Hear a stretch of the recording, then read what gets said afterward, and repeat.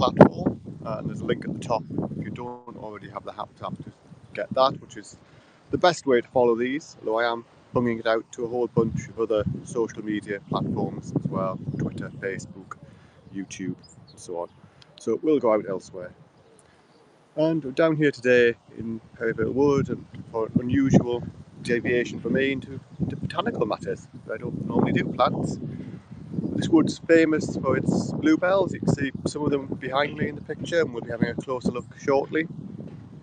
But what I thought we'd do today is have a bit of a look at some of the bluebells, talk about them, and talk about how there's some variety and there's some difference and change in the individual plants. So this wood is here a bit of ancient woodland in what is now suburban London, and it's quite famous for its displays of bluebells, which I will turn around and show you now. Hi Fiona. So you can see here lots of bluebells are out. We'll just walk to somewhere there's some nice sunny ones and have a bit of a discussion of bluebells. So we'll start here. So these are the native English bluebell, British bluebell, but the English bluebell. A large proportion of the plants in the world grow in southern UK, so often get the vernacular name English bluebell. Also, not just bluebell. The scientific name is Hyacinthoides non-scripta. I suspect that's probably pronounced differently. And the characteristics of this plant are they have these tall, drooping flower heads, which drop down. The individual bells have quite strongly recurved. If I go in closer, will it focus? There we go. It'll only focus on that if I put my hand behind it, rather annoyingly. But the petals curve up quite strongly at the end of the bell. And if you look at the colour of the pollen inside the bell, the pollen is yellow in colour. And we'll talk about why those are significant features later when I look at something else. But there are, as you can see, a lot of these bluebells growing here in the wood. So what we're going to do now is to walk through here and just look at one or two of the bluebells that are a bit different to that typical form, just to show some of the variety that happens. So we estimate there are about 5 million bluebells, give or take. Probably quite a few 100,000 growing here in this little area of woodland. And most of them look like the one we were looking at. Most of them have that fairly typical structure with the blue and the drooping bell and so on. But within that, there can be quite a lot of variation. Variation can be in colour. So even within the theme of generally blue in colour, there can be different blues and different purples. The smell is wonderful, Fiona. It is very perfumed, sort of peak emergence, so that there's quite a subtle but quite a pervasive smell. This is a challenge for the HAPS people to work out how to transmit smell over the broadcasts. So colour variation. So you can see here, possibly in the middle of the picture, I will go in closer to one in a minute, a white coloured flower. I'm just going to move this bit of branch out the way slightly. And then if we come down here, what you can see here is one of the bluebells, which is much whiter in colour. Maybe a faint bit of pink there if you use your imagination, but largely it's a white colour. But structurally that's quite similar to the plant we were looking at before. Again, it's got that relatively curved flower head, although not that much, curved petals and the yellowish pollen. So that would seem to be just a colour variation in the bluebells. And I think someone was saying it's something like 1 in 20,000 bluebells show this white colour. But I suspect it's got a bit of a genetic element to it, because when you find one in an area, you tend to find one or two more in that similar bit of the wood. So here's a couple more. Again, quite a typical, quite a folded over flower structure, and that shape of the bell, but very much white in colour. There's one more over there which I won't walk over to in any further because I don't want to trample the bluebells. But if I zoom in, you can see there's another one there. So in this little patch, there's a few of these white ones, which suggests to me that there may be some little genetic element and maybe pollination from the white ones into some of the others has led there to being one or two more in pretty much the same area. So that's the first thing that can vary, and that's perhaps the most extreme colour variant we've got here, where it's completely white. There are other more subtle variants. I hope I'll find one later where it's just the blue is more replaced with a pinkish colour, and we will see how that looks if I find one. I did find some earlier when I was recceing out for this walk, but it's amazing how similar one little bit of the wood looks to another bit of the wood. So we'll come to another of the bluebells, and this sort of falls into the you might have to trust me about this category.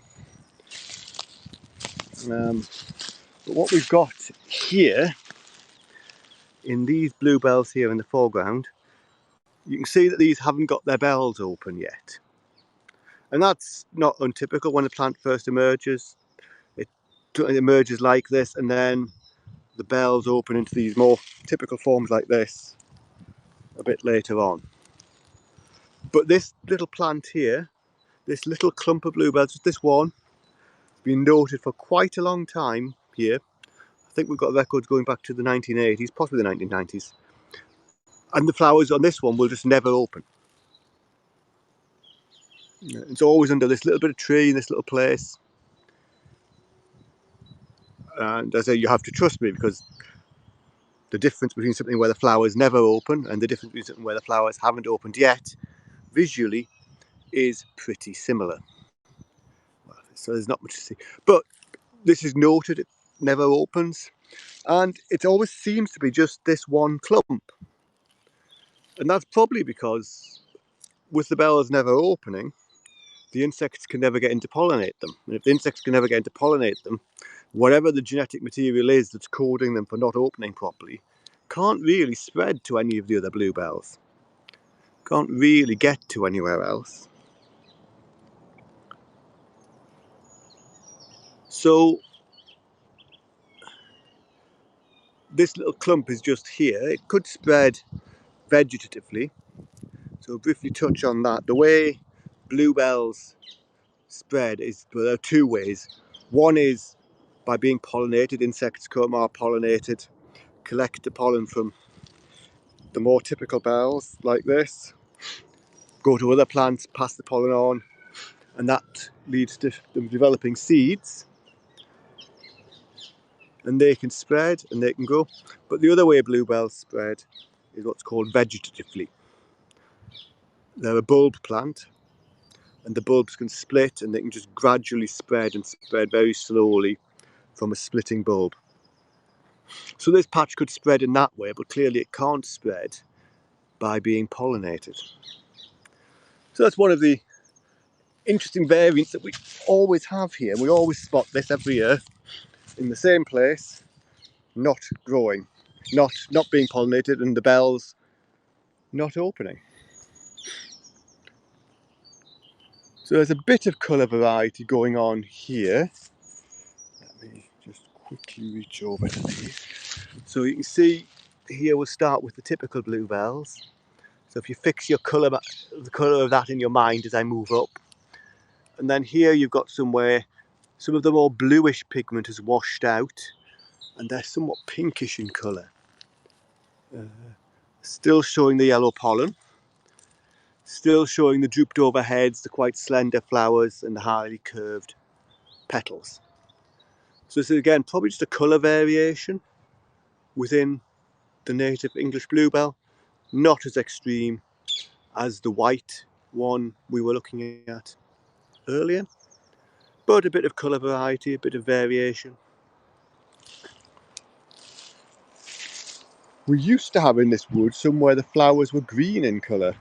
They've not been seen for decades. I always look out and hope I can find some again.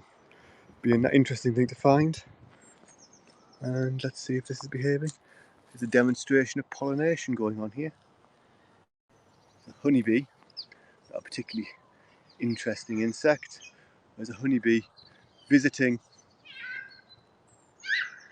the flowers. It doesn't actually seem to be going into them and pollinating them. It just seems to be scratching around on the outside. Some bees do cheat and actually drill a hole in the back of the flowers, and doing that steal the nectar without doing any pollination. That could be what was going on, but there was a bee starting to attempt pollination. Now we'll just point this over this way while some people go past so I don't broadcast them. And then we will go and have a look at one of the other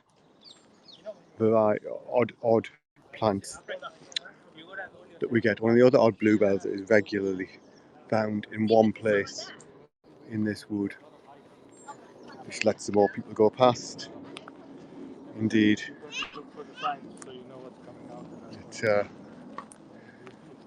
It's good to get people in, show them the wood and get them encouraged. But we do have larval stage Homo sapiens, as it call it. This is probably one of the most unusual variants of bluebell that we have in the wood here. And you can see here really non-bluebell-like shaped flowers, strongly twisted, turned in on themselves.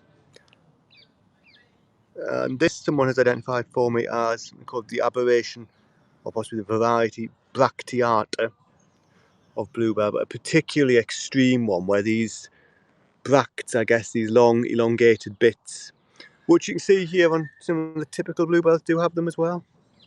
These long, but these seem to have really expanded, and the flowers on these are almost unformed. And again, this is a clump that presumably can't be pollinated in any useful or effective way because there's no sort of flower opening going on there. There's nothing that could really be attract, get an insect in, get pollinated. And this little clump, I'll zoom out a bit and you see it, just grows here. It should be about in the centre of the screen now. Every year in this little patch, this little area. And again, it's probably just spreading very slowly, vegetatively, from the splitting of the bulbs, but has this very weird, very distorted flower shape. And often seems to have the leaves flattened down as well. I don't think that's from people kneeling down to photograph it, because most people don't notice this is here. So whether there's something weird going on with the whole genetics of the plant and the leaves are a bit less strong, a bit less effective than they would be on the native bluebell, I'm not sure. But it's certainly an unusual variant. And I've seen this for about the last 15 years. It could well have been here long before that. And I've just not, just not been noticed, not been observed, not been recorded.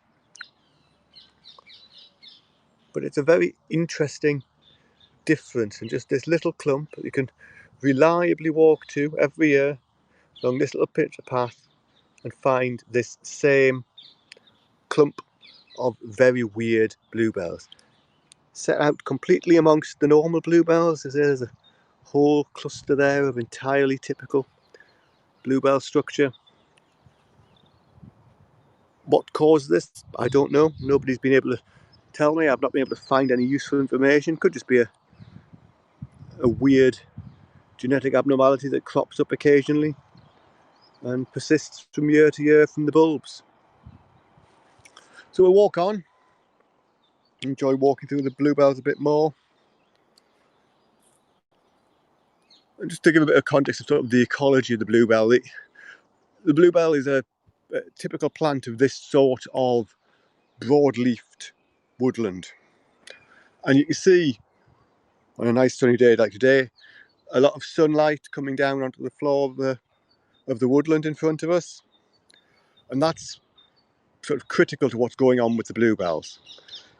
Come back here in a month's time, and if you look up there, you'll start to see leaves coming in, but come back in a month's time, all of those oak trees, which are still quite bare, will have a thick canopy in, and it won't be dark in here, but it'll be dim. There won't be much direct sunlight getting down here. So what these bluebells need to do is they need to come up really early in the year, before the trees have got round to doing what the trees are going to do, and then they get up, cover the floor with a carpet of their green leaves, photosynthesize like crazy in any sunlight they've got, build up lots and lots of energy, throw their flowers up, get pollinated, reproduce, and store lots and lots of energy down in those bulbs which are under the ground. And then two things happen. Once the canopy starts to close over, these will start to die off, but the seed heads will develop, dry out, and the very light seeds, I think, are mainly wind-blown, spread. So that's partly how they spread. But they've also now stored up a lot of energy in those bulbs. So as soon as it starts to get warm again next spring, probably even in winter, you start to see, even in December, you can start to see the odd leaf poking through. They'll start to burn up that energy that they've stored here, thrust their leaves up, get the leaves up ready, so that you can do the whole cycle again, photosynthesize when there's no leaves on the trees, and prepare themselves for the next year. So they're critically dependent, or critically associated with this sort of broadleaf tree. Because you've got this canopy, other plants don't grow as strongly, don't outcompete it, and that way the bluebells do have the space to themselves when they come. So that's quite ecologically important. Another person walking past here, I'll just step aside and let them past. There we go. Right, sorry, I'm just broadcasting something, so I'm just pointing the camera away from you. I don't want to be on screen. No. Well, I don't like to broadcast people without their permission, so. Thank you.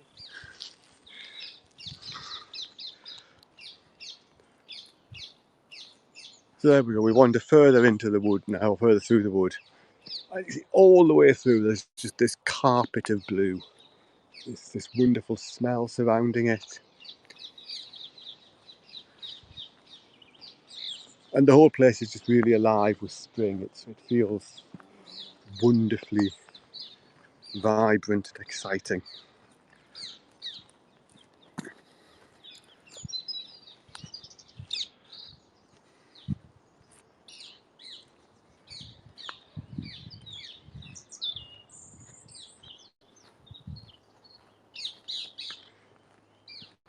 Let's see if I can find any more odd looking or unusual ones, since that's what we're talking about today. Bumblebee. Is that going to settle down anywhere I can look at? No. Well, there was a bumblebee, Bombus terrestris in this case, the buff-tailed bumblebee, but it decided not to settle down and not to do any interesting pollination for us. Always annoying that they don't behave. But we're just continuing a bit further on.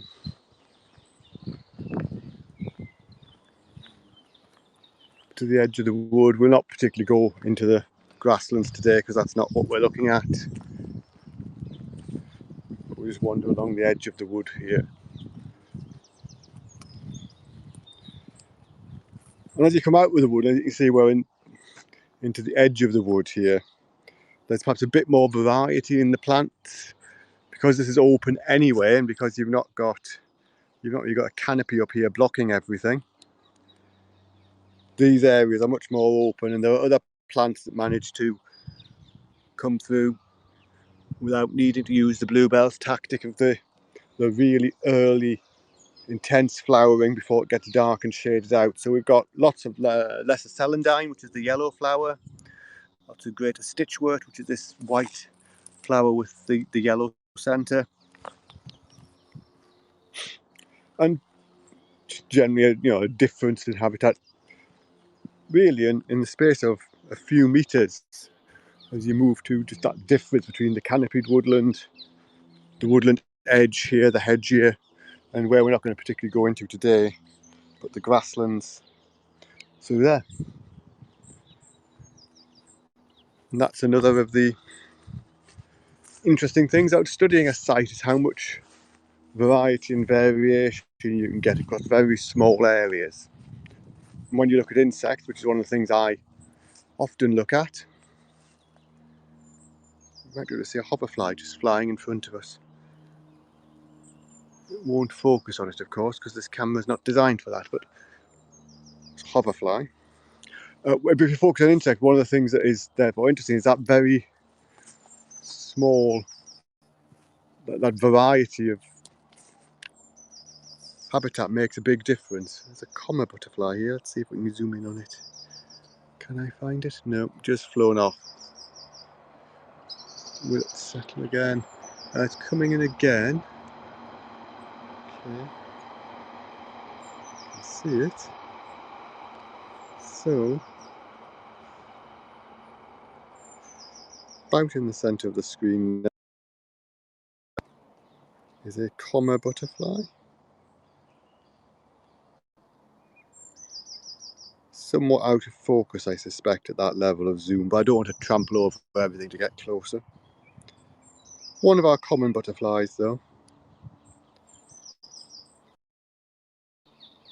Oops, turned the camera around. That's not what you want, is it?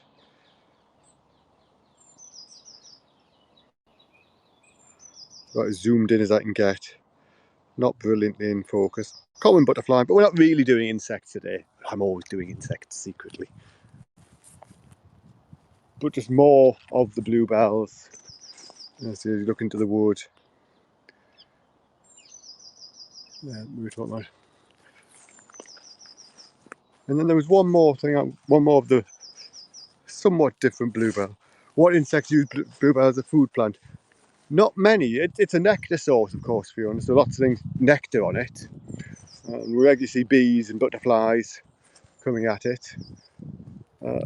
It's not particularly associated with, I think, anything that really specialises on it that I'm aware of, which is a bit of a shame.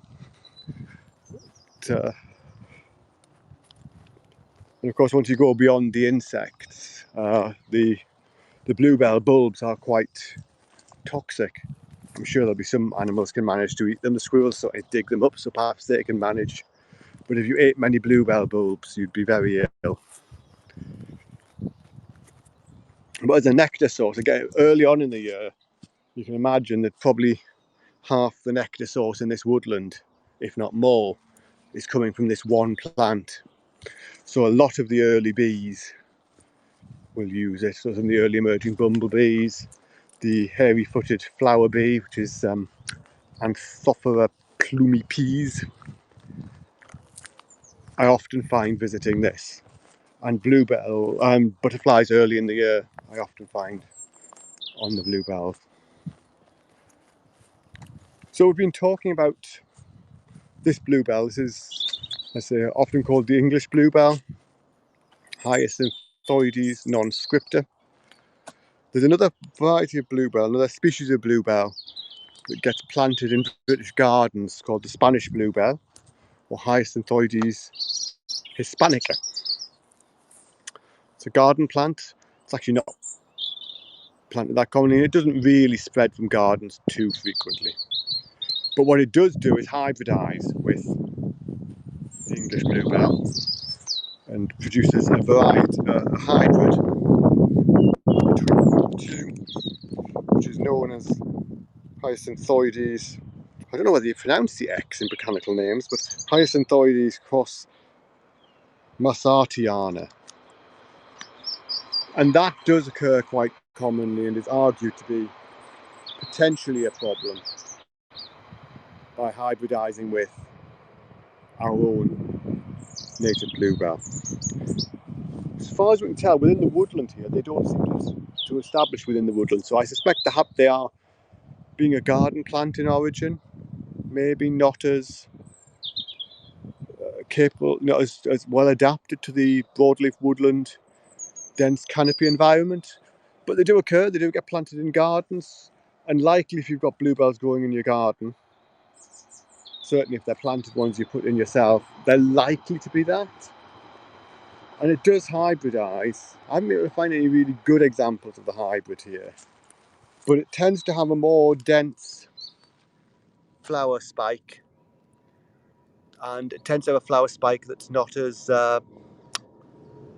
droopy, more upright, more. So this plant here probably has some of the Spanish genetic material in it, but it's still got the yellow pollen, and generally the Spanish and the hybrid have more blue coloured pollen, I believe. But they see structure. This is quite different to our bluebell. It's also on the edge of the wood, near to a bunch of houses. So I suspect this little clump here has got a bit of the garden variety genetic material mixed in, although I suspect it's still got a lot of our native bluebell to it as well. That's another thing to look out for and to keep an eye on. Have we got any of this spreading non-native hybrid developing in the wood? And in the main the answer is no. In the main we don't have that sort of going on. So we're going to wander into the woodland here. Another bit of insect as we go past. This rather odd contraption hanging in a tree is a pheromone lure trap, and this is used to attract insects to what you might be able to see in there is a little plastic bung inside that's impregnated with a synthetic chemical that resembles the sex pheromones of certain species. The males of those species smell that, think it's a female, fly along and hopefully drop into the trap. We're looking today for a species called Pamini giganteana, one of the Tortrichidae moths. Tortrix moths anyway. I've just left that out for a little while to see what it attracts. Doesn't look at as anything, and I'll have a proper look later. And later in the year, when I've got some other pheromone lures for species that I'm probably more likely to get, I will do a broadcast on here and talk about this method of surveying a bit more. But it's here today, so as we're walking past it I'll point it out. But that really just takes us in to the wood. Here's a red-tailed bumblebee. Where is he? There he is. Pollinating away.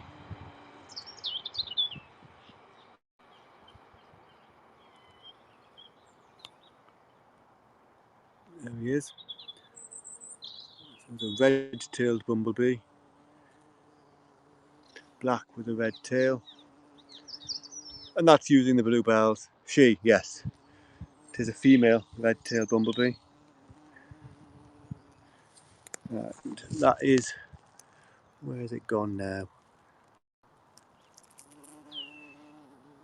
She's pollinating away there.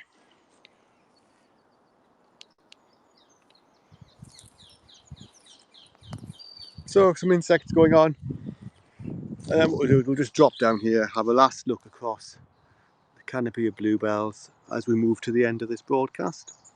So hopefully people found that interesting. As it was a quick walk through, nice attractive look through, and just look at some of the interesting difference that happens within this relatively abundant plant. Okay, I'm going to sign off now. See people.